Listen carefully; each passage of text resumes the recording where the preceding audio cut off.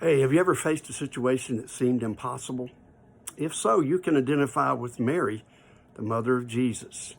But before we proceed any further, I need to express my deepest gratitude to Dr. Raymond McHenry at Beaumont, Texas.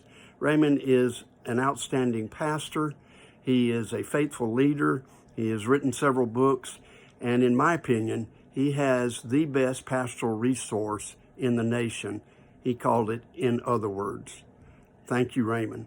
And a deep thank you to Drake Sailors in Anderson, South Carolina. Drake is a CEO of his business.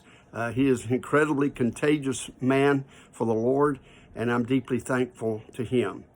Both of these men overcame my reluctance to do these videos by their persistence and their encouragement. And so I will be forever thankful to both of them.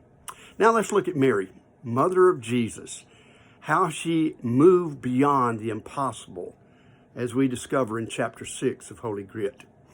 Well, when the angel appeared to Mary, I love the fact that she was troubled, rightfully so.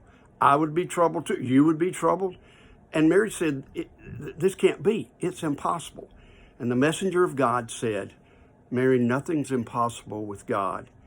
And you have to admire what she said, even so, at your word, let it be. Mary obeyed anyway. The trouble all of us have is when we face situations that seem impossible, we want to stop right there.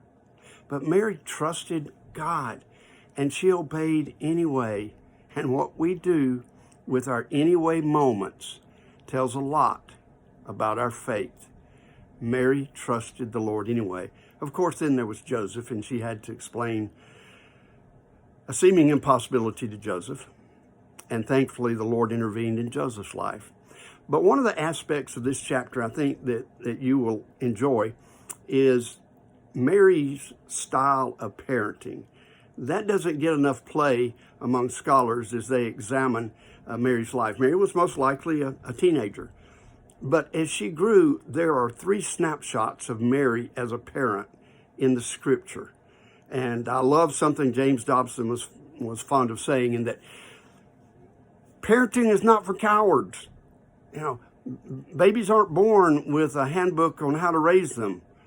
It's a challenge for all parents. But Mary took it in stride. Wow. Mary had to move beyond the impossibility of seemingly raising the Son of God, but then she had to move beyond the impossibility of just watching what he went through. You can imagine Mary going to the well one day and hearing the gossip in the community about Jesus. And Mary had to embrace it. And then I often wonder, was she in Jerusalem for Pentecost?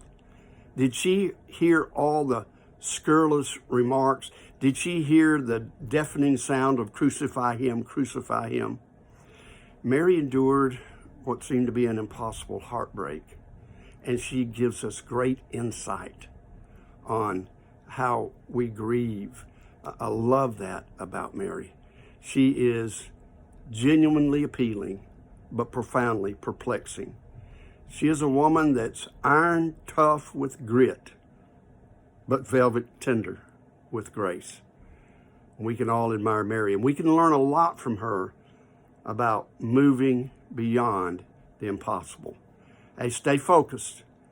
Don't throw in the towel. And God bless you as you study this chapter of Holy Grit.